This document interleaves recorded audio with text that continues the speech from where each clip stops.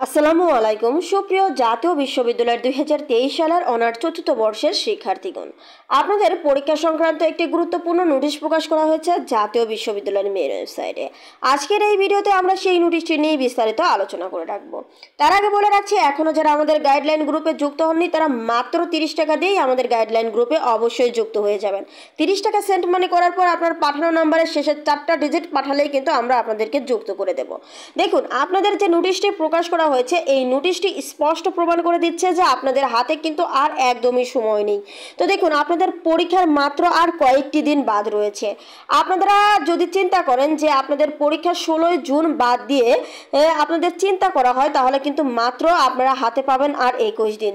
যেহেতু 8 জুলাইতে আপনাদের পরীক্ষা, 8 জুলাইতে আপনাদের পরীক্ষা, তার মানে কিন্তু 7 জুলাই পর্যন্ত আপনাদের হাতে সময় রয়েছে। এখন প্রথম সাবজেক্ট যদি 3 দিন আগে শুরু করেন, তাহলে প্রথম সাবজেক্ট যদি আপনি 3 দিন আগে শুরু করেন, তাহলে দেখুন আপনাদের হাতে কিন্তু আর একদমই সময় নেই।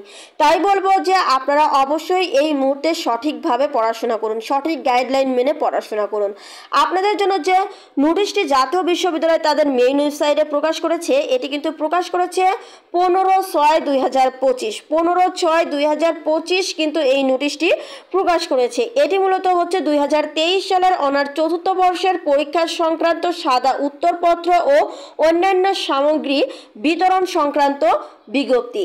এই বিজ্ঞপ্তিটিতে স্পষ্ট প্রমাণ করছে যে আপনাদের পরীক্ষা কিন্তু আর পিছাবে না। অনেকেই মনে করছেন যে করোনার কারণে পিছিয়ে যেতে পারে, তাদেরকে বলছি এই সকল চিন্তাভাবনা বাদ দিয়ে পড়াশোনা শুরু করুন। জাতীয় বিশ্ববিদ্যালয় কিন্তু নোটিশ প্রকাশ করছে, আপনাদের কার্যক্রম কিন্তু চলমান রয়েছে। এই যে সাদা উত্তরপত্র ও অন্যান্য সামগ্রী বিতরণ সংক্রান্ত যে বিজ্ঞপ্তিটি প্রকাশ করেছে, এই বিজ্ঞপ্তিটি কিন্তু প্রমাণ করে দিচ্ছে যে আপনাদের পরীক্ষার সকল প্রকার কার্যক্রম কিন্তু তারা চলমান রেখেছে। তাই এই মুহূর্তে যদি আপনি মনে করেন যে আপনার পরীক্ষা পিছিয়ে যাবে, স্থগিতকরণ করা হবে, এতে কিন্তু আপনি আপনার সবচেয়ে বড় ক্ষতিটা করে ফেলবেন। তো আপনাদেরকে বলবো অবশ্যই এই মুহূর্তে অন্য কোনো দিকে ফোকাস না করে আপনি আপনার পড়াশোনায় ফোকাস করুন। চতুর্থ বর্ষের এক সাবজেক্ট ফেল মানে 1 বছর নষ্ট। এই কথাটা কিন্তু আমি প্রত্যেকটা ভিডিওতেই আপনাদেরকে স্মরণ করিয়ে দিচ্ছি। তো আপনাদেরকে বলবো অবশ্যই আপনারা সঠিক গাইডলাইন মেনে পড়াশোনা করুন। আর গাইডলাইন মেনে পড়াশোনা করতে অবশ্যই আমাদের গাইডলাইন গ্রুপে যুক্ত হয়ে যেতে পারেন। একটি বিষয় যে আপনাদের অজানা সকল বিষয়ে কিন্তু আমরা আপনাদেরকে উত্তর দিয়ে দেব। এছাড়া সকল প্রকার আপডেট কিন্তু আমরা চেষ্টা করব আপনাদের নিকট পৌঁছে দেওয়ার জন্য।